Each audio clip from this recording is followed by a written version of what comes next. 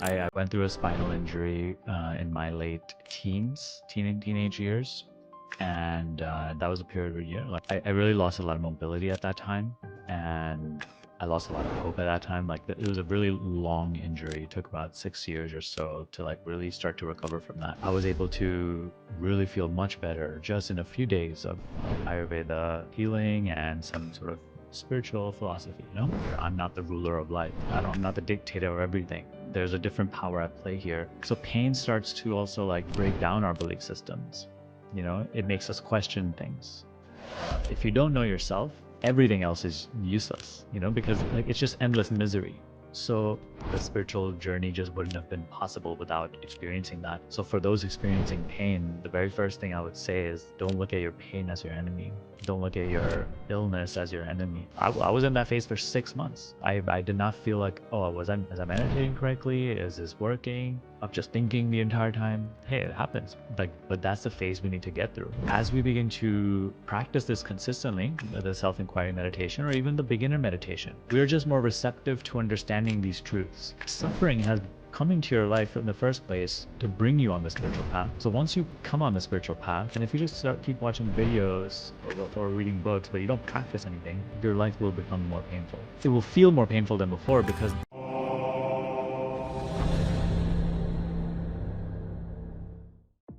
I was introduced to Sunny Sharma through his YouTube channel. Sunny had been through a number of health issues before he began practicing spirituality. These health issues contributed to a lot of pain in his body, but after he began meditating and using alternative ways to help himself, because no medicines could help him, Sunny's health improved drastically. Here is Sunny Sharma. He is on Inner Habit. He's here to tell his story. Welcome, Sunny Sharma. Hi, Sunny. Welcome to Inner Habit. How are you today? I'm doing very well. Thank you for having me. No problem. Thanks for being a part of Inner Habit. I appreciate the time you're taking to do this podcast. So I sincerely appreciate you being on the podcast as well. Yeah, I'm looking forward to this conversation. Let's see what comes up. Awesome. Sunny, tell us a little bit about you. Now, I understand you were born in India and you moved to the US, Florida to be precise. So tell me just a little bit about you. Yeah, I was born in India, in Chandigarh. I lived there for about 10 years. And then my family relocated actually first to New York. So we lived in New York for about, like 15 or so years, I would say. My parents are still there. I went away to college at first. And when I returned, I was there in New York for a few years. Afterwards, I just had a desire to like once again relocate, perhaps to like a little better climate. So I wanted to try somewhere warmer. Then I came down to Florida. But yeah, spirituality wise though, like the journey, it started when I was already in New York. Fair enough. So I understand you're married in Florida and you're happily settled and you're actually totally, I'd say, into spirituality. Yeah, got married about a year and a half ago or so. Sure. It's been nice. Awesome. Well, I'm happy for you. We've been married 15 years. So, 15, wow. Yeah, so it's different. I can only imagine the learnings and that come from that experience over a long period of time. Yeah, there's quite a few to go through. So, yes. So, you're newly married. So, enjoy the time you're having currently. It's exciting phase. And as you grow into it, you learn a lot. Absolutely. Great. So, what made you want to get into spirituality? Like most people, it comes after a period of great suffering. So for me, that was physical suffering at first. I went through a spinal injury in my late teenage years. And that was a period where, like I really lost a lot of mobility at that time. And I lost a lot of hope at that time. It was a really long injury. It took about 6 years or so to like really start to recover from that. So during that period, I feel that all of my belief systems about life were challenged. And I think that only when you are really in a deep phase of suffering do you really begin to question the deeper things about life. Otherwise, we're just sort of caught up on the surface of like what I want and what I, don't have. But yeah, so that's really what started my spiritual journey. And like a Ayurveda teacher came into my experience out of, it was just a family friend. It was first at first all about healing, and I didn't even know I was getting into spirituality. But Ayurveda is really established in spiritual values. Like, of course, it is about physical well-being and healing, but it's really established in also like mental and emotional and spiritual well-being, because that is like the origin of good health as well on the surface. So yeah, just started like practicing the things that that Ayurveda teacher was sharing with me. I felt like much better than before. And so that's what like started to reel me in, like, because what I had been trying to accomplish with, let's say, like medicines and, conventional therapies, like I wasn't able to accomplish with that. I was able to really feel much better just in a few days of like Ayurveda healing and some sort of spiritual philosophy, So it really started to intrigue me. That's sort of where my journey really began. I became really interested. First, I was just like, hey, I just want to get better and better. And then as I started to feel better, it all became all about like empowerment. Hey, I want to, if I can heal, like my whole belief system started changing. Previously, I took myself to be like the victim of life for so many years. And now it was all about like, hey, I can change things. So it was all about like, hey, I want to live the life that I've always wanted to live. So I've really got into the empowerment teachings, which was very appropriate at that time. And yeah, it was just then it's about achievement through spiritual teachings, law of attraction, reality transurfing, like those things really excited me at that time. Okay. So, a lot of people say to me that they get into spirituality only after pain hits them. Why is that the case? Why not look at spirituality well before you hit that pain phase? Do you know what I mean? Like, some people go through a loss and then they deepen their spiritual practice. Other people go through pain like you did. But why is it only pain that triggers spirituality or your desire to learn spirituality a lot more? I think we could just observe ourselves. Like, observe yourself going through a good period in life, before you come to the spiritual teachings. You're just sort of like lost on the surface. Like, it's all about just, hey, the life I'm living and what I have, what I'm still going to achieve. Then it's like our focus is entirely set in just the normal conventional life. And we're so like lost in our belief systems. And we start like, when we don't experience any pain or limitation, our belief systems start to solidify. They start to feel like, hey, they are serving us, and they are like, it's like, I am almighty powerful. Like, that's the feeling we start getting, that everything's going well for me. Until we start to hit any pain and limitation, we start to see that like, hey, there's something else at play here. I'm not the ruler of life. I'm not the, I'm not the dictator of everything. There's a different power at play here. So pain starts to also like break down our belief systems. It makes us question things. It makes us it makes us become curious about a deeper sense of truth rather than just what we see. And actually, the pain is it's really, part of it is caused by the impermanence of things. In a conventional worldview, we really believe in the solidity of everything. We believe in the solidity of the world, like it's a solid like thing that is there. And same with like myself. I think I take myself to be like a solid, like I am this person. So, and that's the extent of my self-knowledge. Pain starts to, because like we instill a sense of security, sense of self in the changing, in the impermanent, that's where pain arises from, So yeah, pain starts to challenge those belief systems and make us curious. At least that's how I felt it, and I felt it even on the spiritual journey. Like sometimes you have some profound insights, and you go through a phase where you're like on a spiritual high, and once again you become very lost in your experience, in pleasure, and you forget about the teaching. You're no longer as curious about going deeper. You know, so once again, a wave of pain or unpleasantness or some sort of challenge or limitation comes to keep you closer to truth, to keep making you turn inward. That's very interesting because, yes, that's the only time you technically look inward is when you're going through that pain. Otherwise, you never self-reflect or, create a sort of awareness, self-awareness, unless you go through the pain. Absolutely. Without pain, I feel that we're just lost in the appearance of things. Of course, though, as you really start to go more deeply on the spiritual path, I say that like we should all not only be motivated by pain.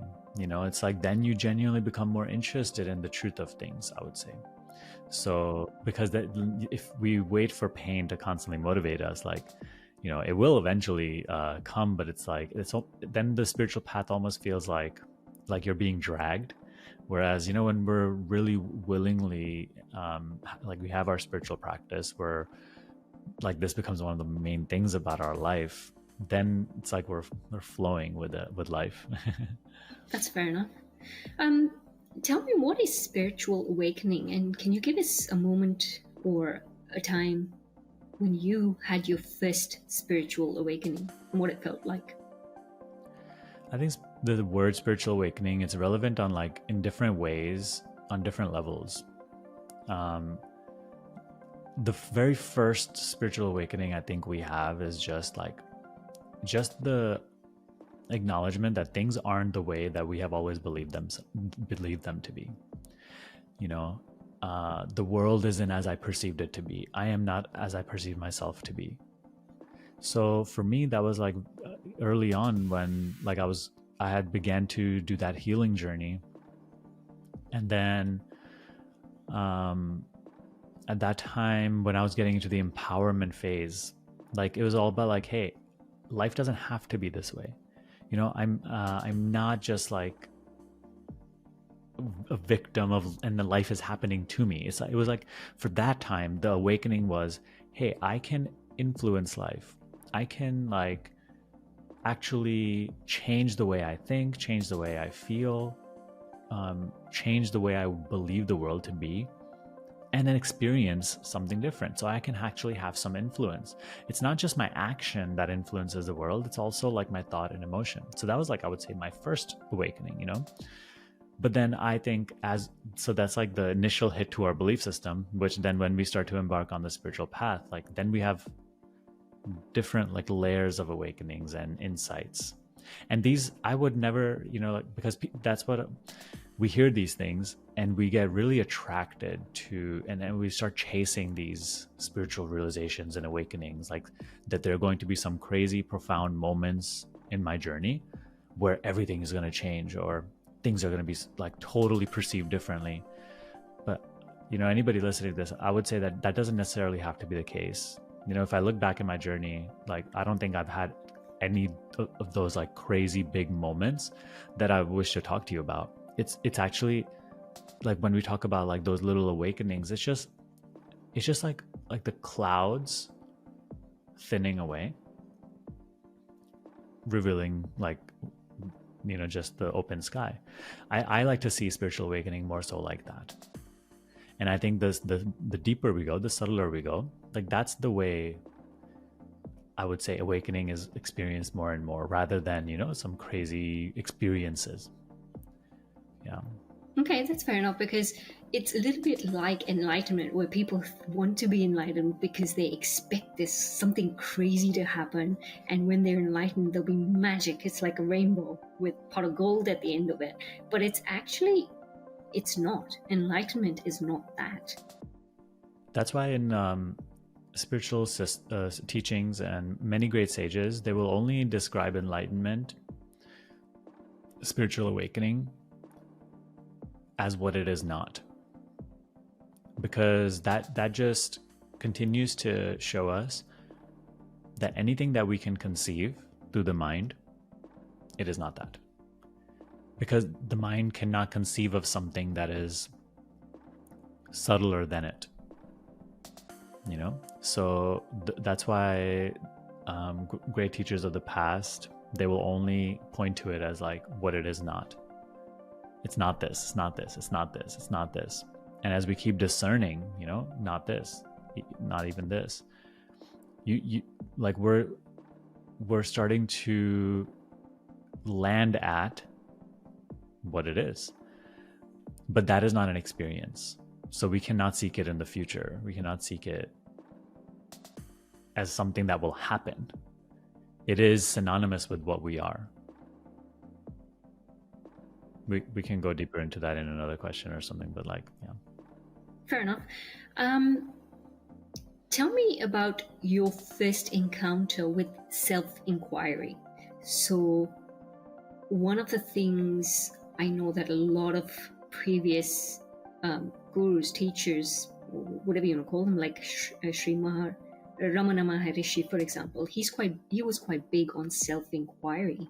So tell us a little bit about your first inquiry and what self-inquiry really is. Self-inquiry came into my life when I was going through my empowerment phase. You know, it was all about like living the life I want to live, creating the life I want to live.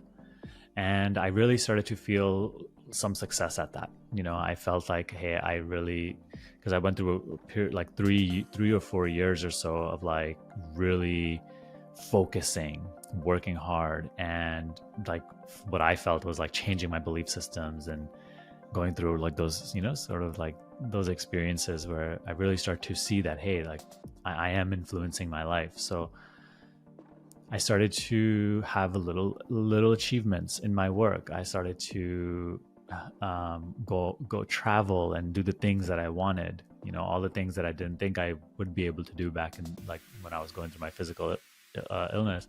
Like now I started to do all those things, and I was really living in an amazing life, what I really wanted. And I had the freedom that I wanted, not to like some crazy extent, but like I really like, you know, I felt like at that time I was living like my dream life. But I started to notice this thing that like, so previously when I was in a great phase of limitation and pain, my mind used to believe that if I live the life I want, I'll be happy. Or that like I'll no longer want things. So it's all about like, hey, if my circumstances change, this inner misery will go away, or like this inner anxiety or restlessness. When I started to experience the very things that I wanted, of course, like it's pleasurable while it's there. But it's like there's a constant, so still the mind is constantly anxious to maintain it, anxious about what's going to come, anxious about wanting more or wanting something else. So I just started to observe this condition, you know, not like knowingly. I just started to like feel like, hey, this is weird because, you know, I'm doing what I want. I feel like I have personal freedom, at least in this phase of life at that time. You know, I was like, but I'm like, why has the condition of my mind not changed? Yeah, it feels more confident and good about itself because it has created these things. But like still, why is it like the mind is still anxious, future is still unknown, so that causes uncertainty and fear. So yeah, I just started to observe those things. Luckily, because you know, like the teachings find us, we don't really find the teaching. Luckily during that time, because I had started to grow more curious about that, I just found myself randomly ordering the book Who Am I from Amazon, because I was about to go on my first ever 4-day meditation retreat in California. So like I wanted to take some reading material there, and I don't know, I stumbled upon the book Who Am I and I Am That, and I bought them both on Amazon. No idea why I did not search for them. You know, like I just found them on Amazon, and I was like, oh, this seems interesting. You know, who am I? Yeah, so that was my introduction to self-inquiry. On that meditation retreat, I took that book and I read it over there, and it was because it's like if you've ever read it, it's like a 15-page book.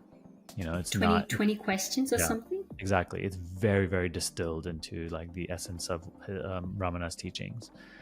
And in that, he really uses words to point to you.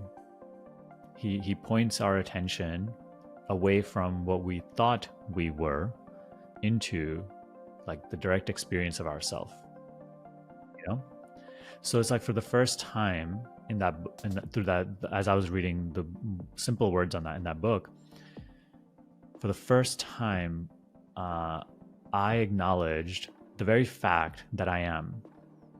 It guided my noticing into the sense of self, and it made me aware that like this sense of self has never ever changed.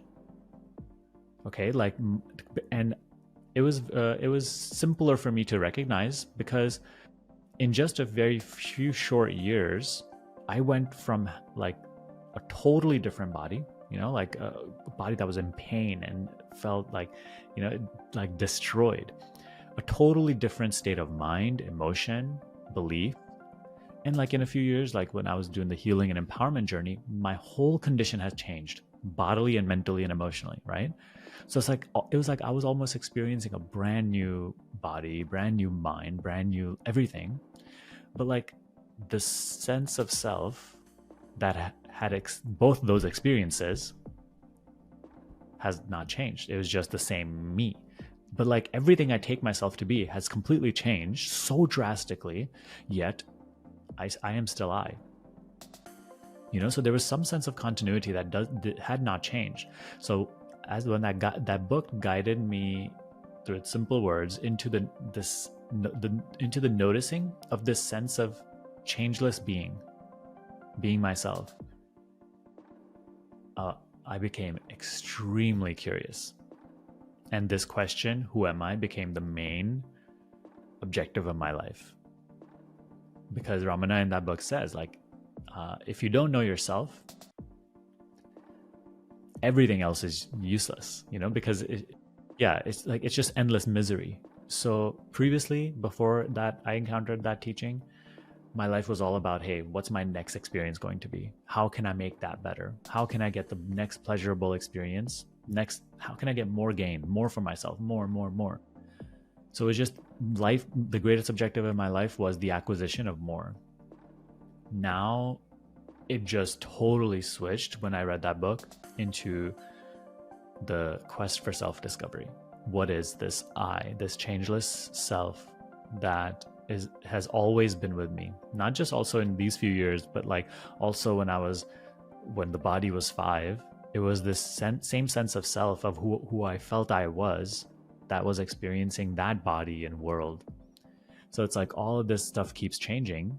The world that I'm experiencing, the body that which is like the point of view through which I'm experiencing the world, the mind, but I am not changing. What is I? That is self-inquiry. That's fair enough. Now, you mentioned this healing journey that you had. What did this healing journey entail? And I think people who go through a lot of pain would like to know, what does this sort of healing journey entail? What did it entail for you?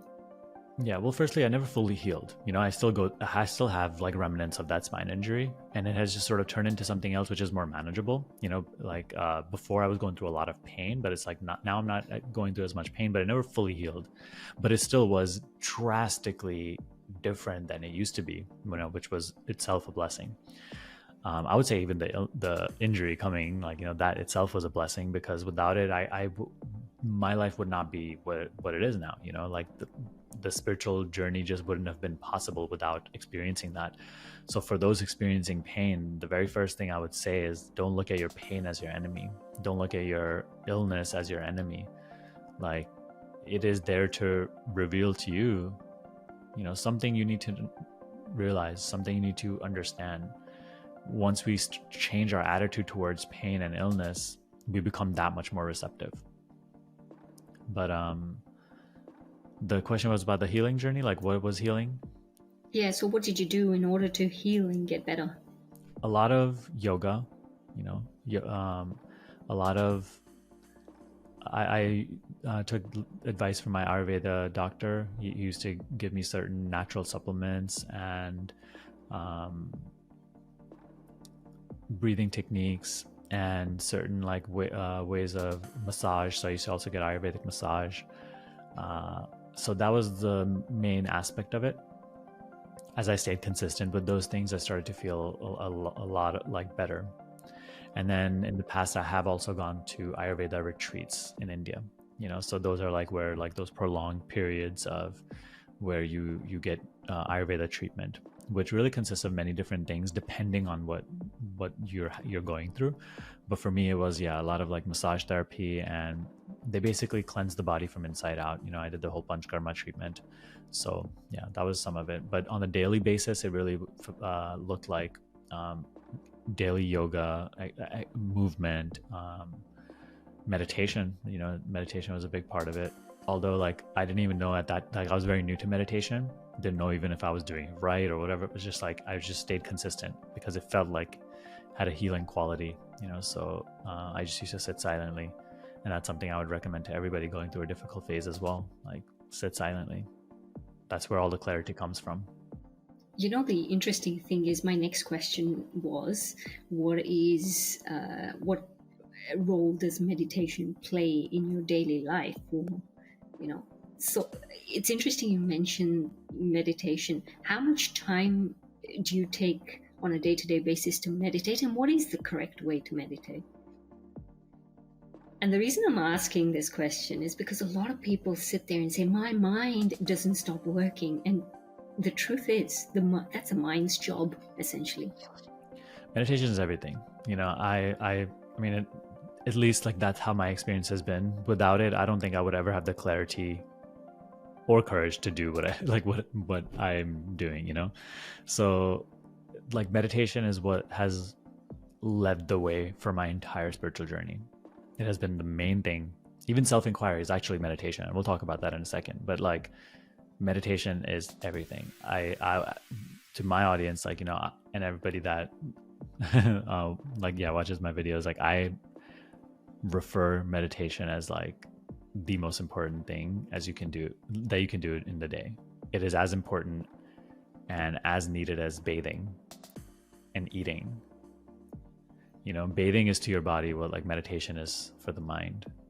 If you don't sit in silence every day, your mind will become filthy, and it will become dysfunctional, and it will create all this suffering that is completely unneeded, unnecessary. Or, I mean, you can say necessary in a way in order to then once again guide you inward eventually. But formal meditation need not take more than an hour per day. So what I recommend to everybody is creating 2 periods in your day where you sit quietly, by yourself. You could do like one session in the morning, 20 to 30 minutes, and one session in the evening. I always recommend one session of silent sitting before you begin the activities of the day and tend to your daily responsibilities. And then one session later, perhaps during sunset time or after you've wrapped up everything of the day. And these are our periods where we can just fully take off the costume of this person who we take ourselves to be.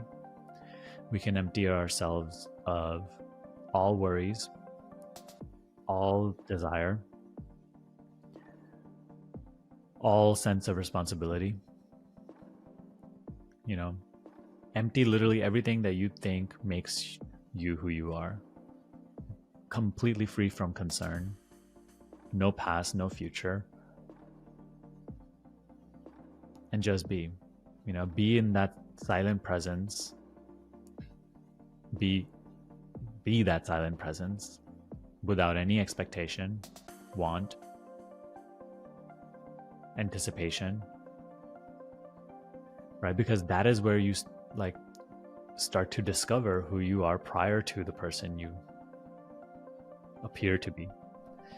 So the correct way to meditate is different depending on where we are in the journey. When I just began meditation, if someone taught me self-inquiry, perhaps I would not be receptive to it.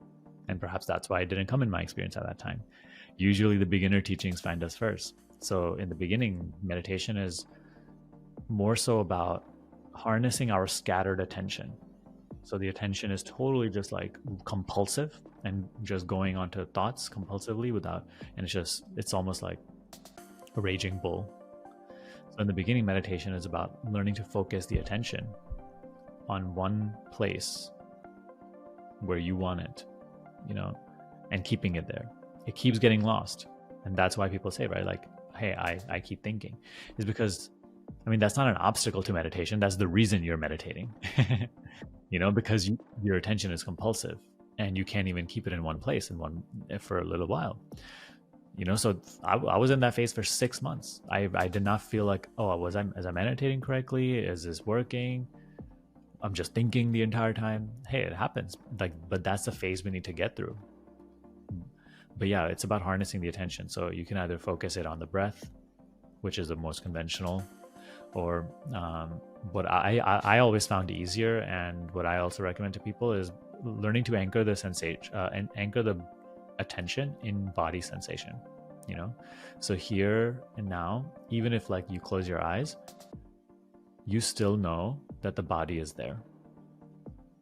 You don't need to move your hands or body to know that the body is there. There's just a felt sensation of the body that one can tune into. When you bring your attention to body sensation, and it can either be the whole body or it can just be one body part, the easiest is usually the hands. When our attention is like on the sensation of hands, when we're just feeling hand sensation, there's no thinking. And so that would be my beginner advice for everybody. Like, just continue to anchor your attention in the hand sensation. Whenever attention leaves back in thinking, just bring it back. Nothing else to do. Just keep bringing it back. Because when you're just present with body sensation, you're stepping down from all these concepts. You're stepping down from all these ideas of who I am, what life is, and you're just being. Little by little, this starts to deepen, and it evolves into self-inquiry meditation. So self-inquiry meditation, just to quickly end this, is like, rather than focusing the attention on something, self-inquiry meditation is about bringing attention to attention itself. Got it. Rather than bringing the attention to something, because whatever thing it is, it's like outside of you. Even body sensation is being looked at. But where is the looking happening from? So self-inquiry is not focused on an object. It is a noticing of the subject.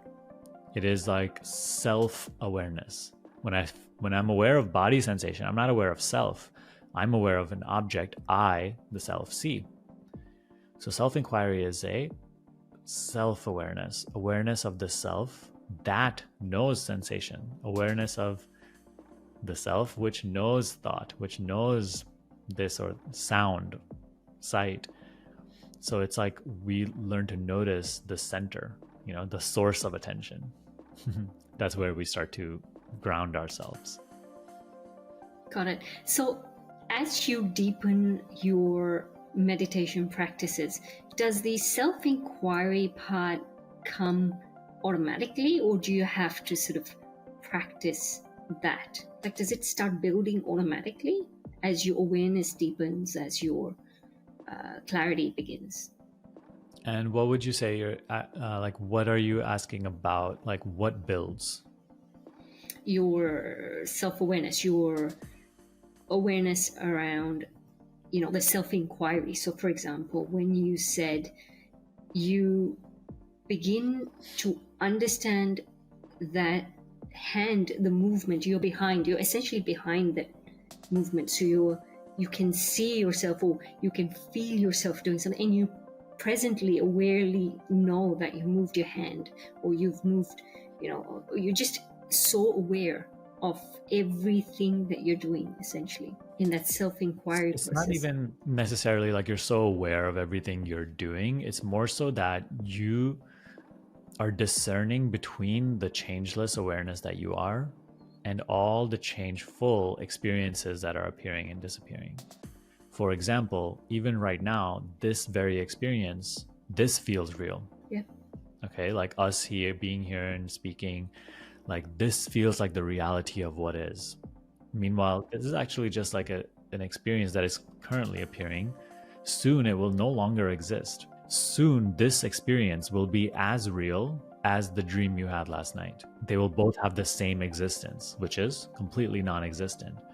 They appeared, and now they no longer are.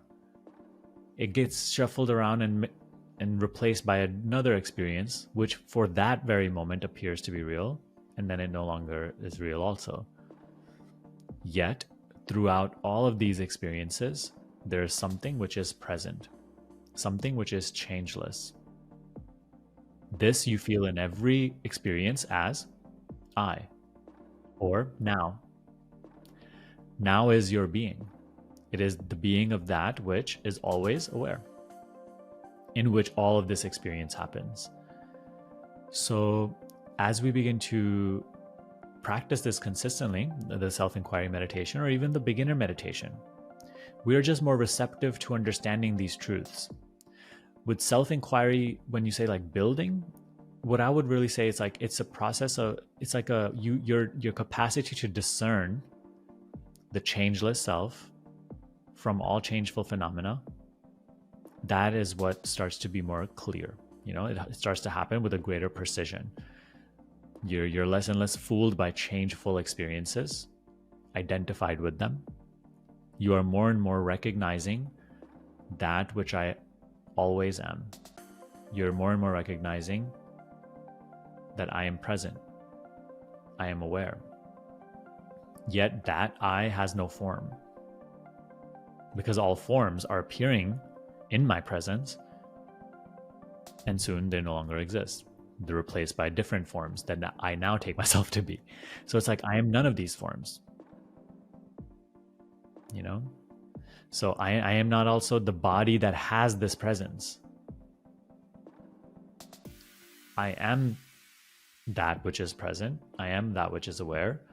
And the whole body, mind, and world experience is appearing as an image that I see.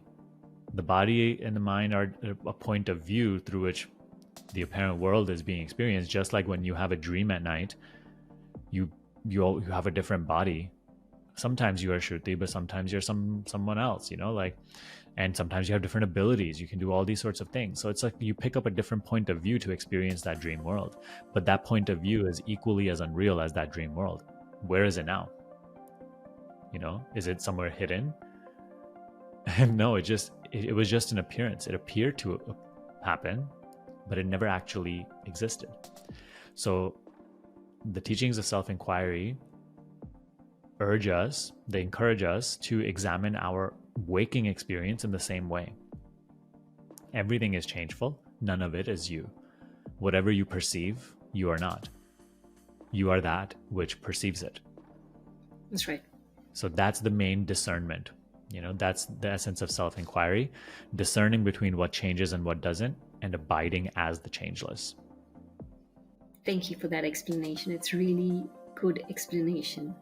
Something that always gets me, because, you know, I do meditate, and it always sort of raises a couple of questions for me too. So it's really good. Thank you. So how do you maintain consistency in your practice? In what way? Like, what is the obstacle to that consistency? So when I say how do you maintain consistency in your practice, I mean, other than you say you consistently meditate, for example, what else in your routine defines consistency?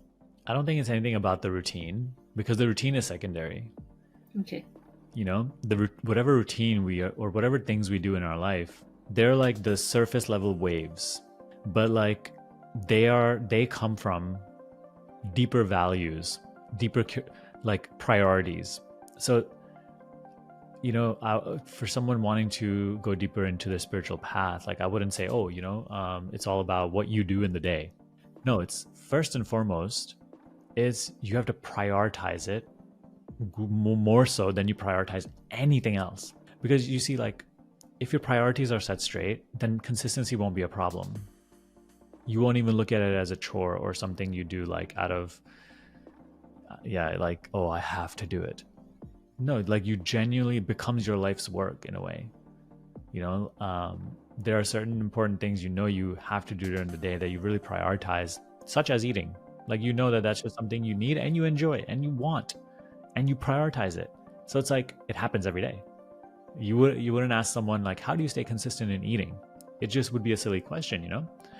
It's just important and has to be done. So it has to be done. So that's the thing with like meditation. We think that it doesn't have to be done. Spiritual practice, it doesn't have to be done. I can live without it. But once the spiritual path comes into your life, try living without the practice. You will just endlessly suffer. Because suffering has come into your life in the first place to bring you on the spiritual path. So once you come on the spiritual path, and if you just keep watching videos or reading books, but you don't practice anything, your life will become more painful. It will feel more painful than before but like now you're like more aware of it, and also like this pain is like a mechanism to keep urging you to, hey, like, go inwards, turn inwards, So yeah, like I would say the greatest thing you can do for yourself is like prioritize spiritual growth above all else. Because you have to also see that even if, like, let's say, no, you say my personal life, my worldly life is way more important and what I want to achieve in that. So even then, if you prioritize spiritual growth, it will bring greater harmony to your personal life. It will help you achieve your goals faster. It will help you do this and that, right? Like, even if you're entirely world focused, still prioritize spiritual life more than anything else, because from it you will source clarity, strength, courage, confidence, peace that will make your worldly life easier.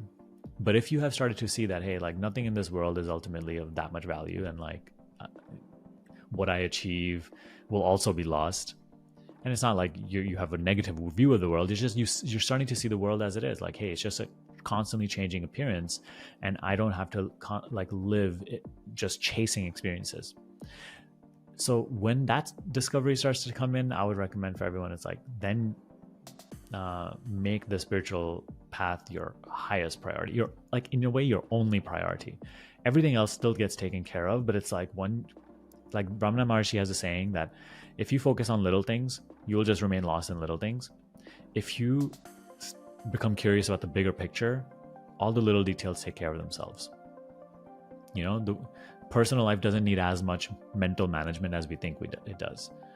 So when we start, our like aim is set at a higher objective, the little takes care of itself, and I start to now embark on a deeper journey.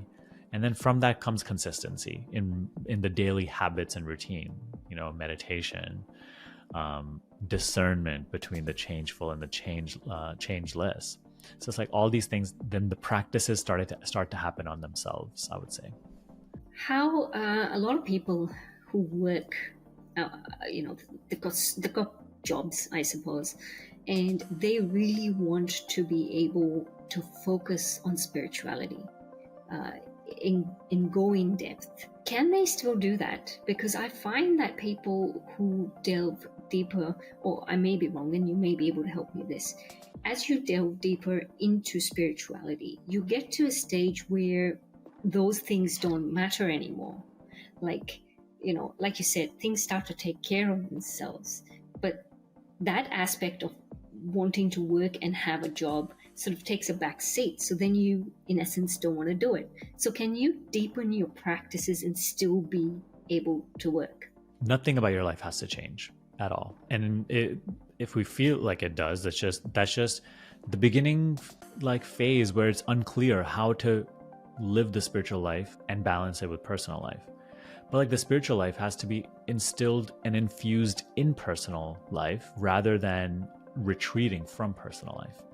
And I went through this phase too. For a year, I stopped doing a lot of things and I just minimized the activities of my life. But then I started to see that's also not the way. It doesn't lead to any deeper spiritual discovery or anything like that. So it's like I've really always looked at my life as like trial and error. Whatever I feel I was being intuitively called to do, I would just try it, because I'm like, I have to see for myself. I've always been a great component of that. Like I would really want to see for myself through my own curiosity. So little by little, I've come to find a greater balance. And I've, after reading especially the Bhagavad Gita, which is a great text, like Krishna says that make me your highest priority, right? He's speaking as the truth. He's speaking as God. He's speaking as the absolute reality. He says, make me your highest goal in life. And from there, do whatever work you have been given. So he's, like, do everything you've been given, tend to all of your responsibilities, your duties, without attachment to any reward, without seeking the fruits of your labor. So this is the way to live in the world, for both personal happiness and spiritual growth. What you do doesn't have to change. The work you do, or let's say you have children, let's say you have family, let's say you have all these personal interests. I feel like the deeper I go into the spiritual path, the more, personal I am also. Like the more I enjoy personal things also, But like none of that has to change. It's just how we live in the world that has to change. Rather than constantly attached to something, engage in all the work without needing anything. And when you don't need anything, you accept everything as it comes and goes. You are in a state of peace. You are in a state of happy. You're in like a position of happiness. The reason I was asking is, as my spiritual practices are deepening, I sort of feel that perhaps work is not the central thing for me, if that makes sense. But my spiritual practices have become they're taking the front stage. So I'm trying to, at the moment, balance that. And this is where I'm finding a clash, because I still want to work. I still want to meet people, socialize, and do all that. I don't do it as much, but I still want to be active. I don't want to lose that. But I also find, as I'm becoming more spiritually aware, I'm beginning to understand what sort of relationships and friendships I want, and things are changing in that aspect too. How does that work? I mean, it's like we have to allow ourselves to go through phases without thinking that it's going to be like this forever. So you may go, like, let's say I went through when I started to really deeply come across these teachings, I went through a phase where I really stopped seeing everyone for like a whole year and a half. And I stopped going out. I stopped doing anything. It was all about just like my spiritual practices and just work and just isolation. It's like almost like, because I was so new to these teachings, there was a period that was necessary for isolation and growing in this understanding, and actually like that period went on very strictly for like a year and a half. But then even then on, like I was very because I think that's a natural thing that everybody goes through.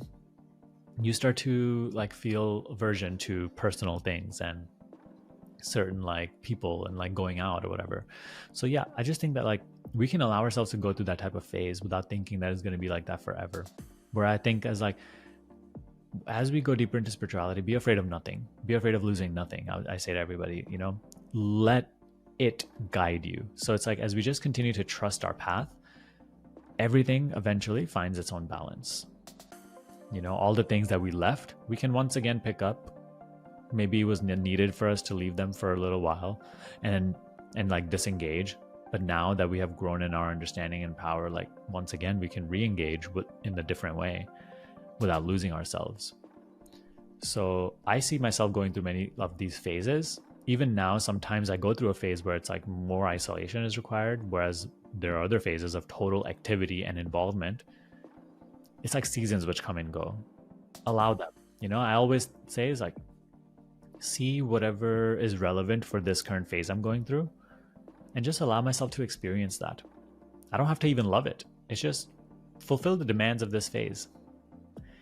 And I think when we do that without, going off into ideas about what this means for my future and how it will unfold, then it's just like we just, just like life comes and goes, like it happens much more seamlessly. So is it necessary for people to go on retreats in order to begin to become more self-aware or to just disengage? I don't think so, And I feel like actually, if anything, sometimes retreats become an obstacle. because people get really addicted to retreats like drugs. And then it's like all about just going on the next retreat. Whereas like the whole point of a retreat is a period of focused practice, which, then translates into your daily practice. So I'd say retreats are helpful if you are practicing daily, So every now and then it's okay. It's nice to, and only when you feel like it, not just because you think is going to give you something, only when you deeply feel called to doing the retreat, I say go on the retreat. Now, of course, that's for everybody else to judge on their own. But for me, what I find beneficial is like, I think I've only been to 2 retreats in my entire journey. One was the Vipassana retreat, and one was the 4-day meditation retreat at Self-Realization Fellowship. I have not called to do another retreat yet. In the future, if I really feel called to it, like if I feel like I'm desiring to do it, then I will do it. But it's not needed. The day-to-day practice is needed. People run away from the day-to-day practice, but they want to go on retreats because that's our thing. It's like, hey, give it to me in a short amount of time with the least amount of work. But we have to live the spiritual life, only then the spiritual fruits mature. So you mentioned a Vipassana retreat. It's the 10-day retreat. Tell us a little bit about what happens in a Vipassana retreat. It has been recommended to me. It's something I'm looking at doing this Christmas, hopefully, for 10 days. Yeah, so tell me, well, I suppose it'll be my first retreat. Like you, I don't have the luxury to go in a retreat at the moment because I have my little ones. So tell me more about this Vipassana retreat. If you're going to do it on Christmas, then you should try to like start booking it now because sometimes it really gets booked super fast. Yeah, but I say always like go into it without any expectations or desire. Like don't desire for anything to happen on your retreat. Because we go into it with such crazy expectations, and then when that experience isn't meeting what we had expected, then we get frustrated. But a retreat, we should always go like without any expectation, like almost like a beggar. You're going as a beggar to God, and whatever He gives you, you are happy with. You don't dictate what you should get. Same with like I say, we should have that attitude every time we sit to meditate. We should have that attitude every day of our lives with everything. Like a beggar to God. You're not begging for anything, but you're just humbly receiving whatever God gives you. Okay, but that's another topic. All right, the retreat, first 3 days, it's sort of like a preparatory phase. And these will be your hardest days because it's just, you're getting used to then like that new daily routine. The first 3 days are really just, preparatory for the main practice, which is awareness. So the first 3 days will be awareness of breath, and then the next 6-7 days will be awareness of sensation, body scanning.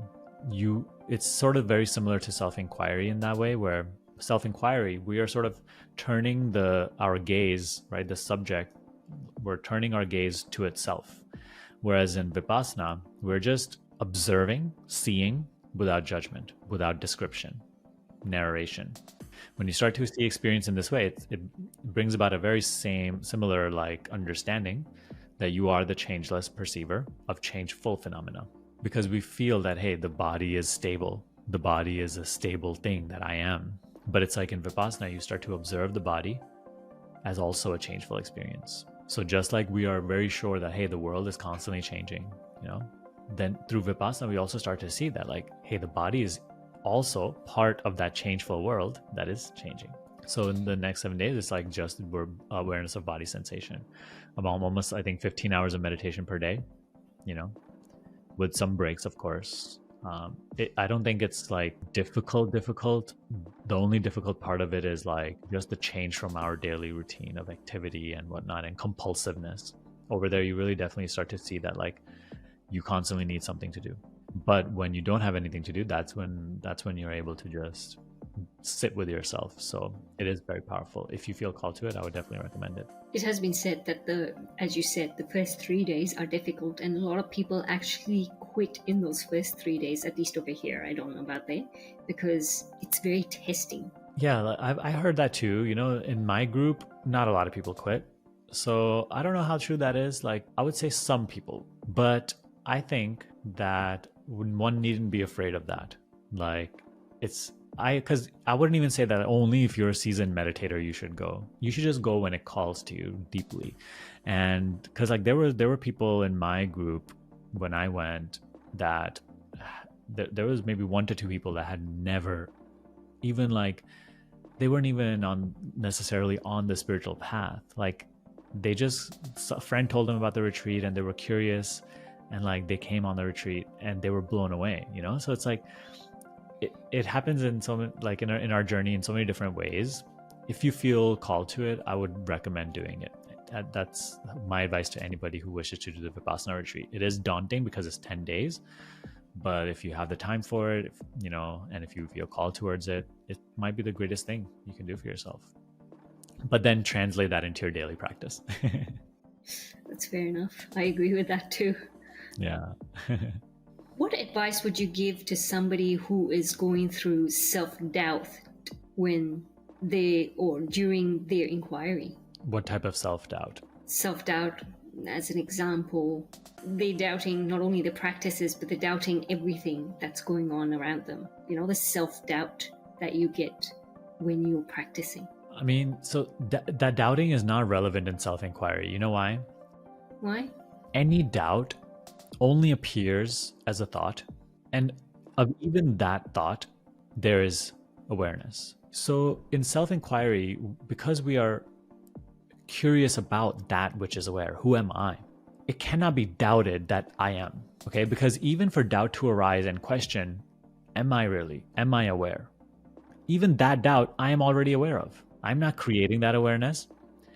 And actually, I can do my best to try to escape that awareness, but all my efforts to escape that, all my mental efforts to escape that awareness are also something there's awareness of. That's the only way you know them. That's the only way you see them. So doubting, that's why like I always say to everyone I work with that like there's no obstacle to self-inquiry. If you feel there's an obstacle to self-inquiry, it's because you're getting caught up in thinking. But you need to see that the thinking, which is creating all this trouble, is also seen from a place which is much more true. Thinking comes and goes, but the seer of it, which you are, does not come and go. Self-inquiry is it's a looking into the seer, being the seer, rather than what is seen. So even if doubt arises, you discern that I am the seer of it, and it becomes irrelevant, and you abide as the seer. You remain as the seer. So what can be doubted about the seer? The fact of seeing, the fact of awareness. You know, this experience is appearing. It can only appear because there's knowledge of it. Without awareness of this experience cannot appear. So even if the experience is of doubt, that's just another experience, which is also something I'm aware of. That's true. Yeah, so self-inquiry, there's no, like doubting is irrelevant. We need to notice in that moment that even of this thought, I am the witness. I am that which is aware. And our gaze once again turns inwards towards myself, and the doubt just disappears. It's just no longer relevant. So for anybody experiencing a lot of doubt, like you have to lose interest in your thinking. Doubt is just thought. It's just your formulations and your projections and your ideas about what things are, and just more mental commentary. In meditation, you have to lose interest in what the mind says. The only thing you are interested in is the very fact that you are aware of the mind. Right? So don't be interested in what the mind says. Instead, notice that whatever the mind is saying, there's awareness of. I am that which is aware. I am not the mind which is coming and going. And therefore, whatever it says is irrelevant to me. In that way, we like discern our way out of all doubt in the inquiry. How do you interpret the idea of silence in Ramana Maharishi's philosophy? It's not an idea. It is that which is aware. So silence is synonymous with that which is aware. If all of this is noise, then silence is that in which the noise is appearing.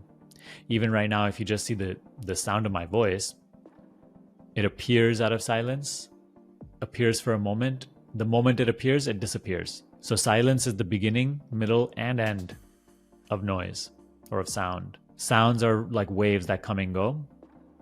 Silence is their source. When sound appears, it's not like silence has gone. Silence is, again, the beginning, middle, and end of every sound. Silence is present when sound appears. So that self, which is aware, is that silent beingness in which all of creation appears and disappears. You know, what appears is not true. It's source. That's what we're curious about. So Ramana Maharshi says silence is synonymous with self. Silence is the source. And that's why he says silence is his highest teaching. He says he only gives words to those who are unable to understand his silence. But yeah, like he has given so many teachings, you know. So, but it's like all, and if you look at his teachings, which is why I also really greatly resonated with his style of teaching, is like all of his teachings are not there to entertain our intellectual fantasies. They're only there. All the words he uses, first of all, he uses very few words. He uses those few words to once again point us to the noticing of that which is changeless within us. He uses his words to guide us into self-awareness. And that's sort of what inspired the work I do now too. That's like something that I have great fun in doing and like what I feel is really necessary. So yeah, that's like the essence of self-inquiry and what silence is in these teachings. That's right. So you have this self-inquiry school as well that you sort of teach your practices through. Is that correct? Yeah. The main focus is self-inquiry meditation. It's really the essence of the entire spiritual path. The question, who am I? But in contrast to what people may think about self-inquiry, which is like an inquiry, meaning like a constant thinking about who I am. No, it has nothing to do with thinking. Yeah, the question is posed, who am I? But it's not to be followed with another thought. It's not to be followed with another answer, because the question arises on the level of the mind. Its answer is prior to the mind. If the answer arises also as a mental label, if the answer also arises as words, it's not really the truth, because even the arising of that answer, which is just another thought, is something that I see. The I, that's what we are concerned with. So it's not on the level of words. It's subtler than words. It's subtler than language, subtler than the mind. So yeah, that's like the main process that I teach in self-inquiry school. And in that, like, I've just sort of created like a journey, like a step-by-step, almost like, actually it was inspired by when I went to Vipassana, how it was like a very daily structured journey, and every day built on the previous day. And I find that very helpful in learning Vipassana, you know, so I wanted to incorporate that into my school as well. So it's sort of like a 10-week day-by-day journey, which every day builds on the previous, so that like it's a more seamless transition from being lost in all these concepts to deeper stages of self-inquiry. Yeah. You know, it's interesting, Sunny, because you've been posting YouTube videos, I think, for a very long time now. And I've seen the initial videos that you had, and I hear you now. And there's been such a huge transformation in your journey. How do you feel when you view those videos today? What does it make you think? Yeah, I see a totally different person, you know, and it is a totally different person. Of course, like certain things about the person feel like continuous and like, oh, it's the same person. But it's like, it genuinely, you know, when I say this, it's like a totally different person. Because what makes up a person? It's the body, it's the thoughts, the feelings, the belief systems, the self-image, right? The personality. And I can tell you that none of these things are the same today as they were in those early days when I was making those videos. But now that's not to say that I am this person, because this is also just changing material. You know, so right now the expression appears as this, but even this will soon change. If we have a talk in 5 years, you'll be like, oh my God, you know, I have changed, you have changed, But then why do we keep identifying with the body that is currently appearing, with the thoughts which are currently appearing? They are also just as we look at our past selves and in a photo or a video, and we're like, and especially like, you do YouTube too. Like, I'm sure you go through this too. When you see a video, an old video, you're like, it doesn't feel like you. So it's like, then why am I taking myself to be this? Because this is also just currently appearing and appearing to be real and appearing to be me. But even this changes. So, but there is something in you that is not changing, which you really feel as so it has nothing to do with Shruti or Sunny. That's true. Now tell me about ego. There are a lot of people who say you got to shed your ego. So what the ego is? Yes. It's not an actual thing. It's just our image. It's just the image of myself. So let's say, but we just talked about that changeful person, right? Like constantly changing. So that's part of the person. So the person is not just this body. It's not just the thoughts. It's not just the feelings. Here right now, there's also, and it is a thought that like, it's a thought about myself. It's a thought about who I am, which has many different layers to it, which is like my past history, what I like, what I don't like, what my face looks like, what I want, who I am like as a person. There's just this entire belief. It's an image, a self-image. Notice it's not the self, it's a self-image. It's an image of the self. It's a mental depiction of who I am. And this is silently operating in the background. And it is from here, it's from this point of view that thoughts are speaking. It's from this point of view that I am relating to you, to the world. But this is equally as much of an appearance, a changeful appearance, as everything else. Because how you view yourself today is not how you view yourself a year ago. Your own image of yourself changes constantly, just as much as the body, just as much as the world. So the ego is just that, our image of ourself. But prior to the image, which is just another thought, there's the real self, which is aware of this changing image. This real self, we don't have to become. We just have to discover that I am already that, right? That's why it's from where you are aware of experience. It's from where you are aware of even the self-image, which is always changing. But that is not a form. We constantly try to find that as an experience, as something that will happen, as something that I can find and be like, oh, that's my real self. But the self is where you are looking from. It's not something you can look and find and hold on to, because anything you can hold on to anything that you think you can hold on to, because you can't hold on to anything. But anything that can be pointed to is not the self. It's a changeful experience. I, the self, see. The self, you can only be. You are already that at all times. It's just now the process of meditation and self-inquiry is learning to let go of identifying with what I am not. So it's less about even discovering the self. It's just more so about seeing that I am not this. And then we start to become more and more clear as like what I already and truly am. Thank you, Sunny, for joining me on this podcast. It's been really exciting. I believe strongly that people should meditate. I do that myself. So I really agree that it actually does give you a lot of clarity, sort of slows down the thoughts and the mental patterns that you experience as well, and gives you a lot of peace.